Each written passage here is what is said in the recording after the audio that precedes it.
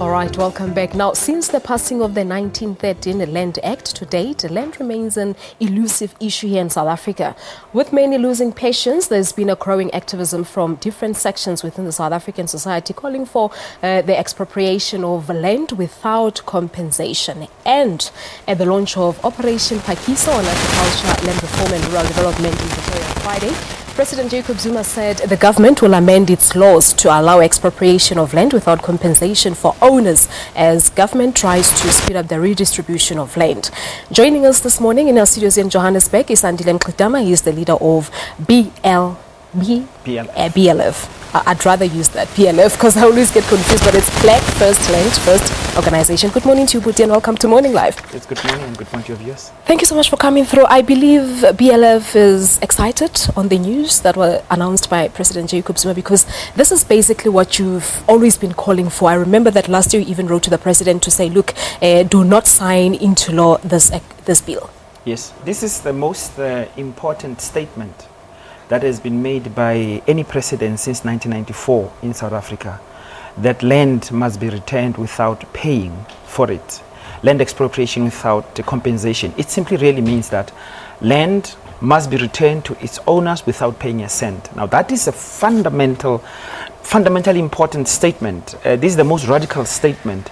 And President Zuma made a statement in the context of saying there is no reconciliation which is possible without addressing the land question. And for us as Black First Land First, the underlying logic is very important, because it is this admission, this recognition. For the first time, former President Mandela did not do this. Former President Mbeki did not do this. President Zuma is saying this.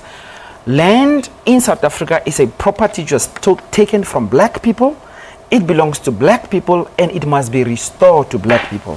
This is, in our possibility for us to recreate South Africa, to make sure black people become citizens in our own country. Because right now, me and you, despite the fact that we have the vote, are not citizens because we don't own this country. But a lot of people, especially analysts, are saying, look at what happened in Zimbabwe. We might see the same situation in South Africa. Well, the Zimbabwean bogey has been used precisely to try to stop us from returning land which was stolen from our people. We learn from the mistakes of Zimbabwe. And in South Africa, we should be able to do things differently, slightly differently. But there is no avoiding the conflict which is going to come. Those who have land, who have our stolen land, are not going to easily give it back to us without resistance. However, what is encouraging is when the head of state is finally speaking the truth which is avoided in South Africa. We avoid saying South Africa belongs to black people, was taken from black people. But why do you think the issue is being avoided? Why do you believe it's still...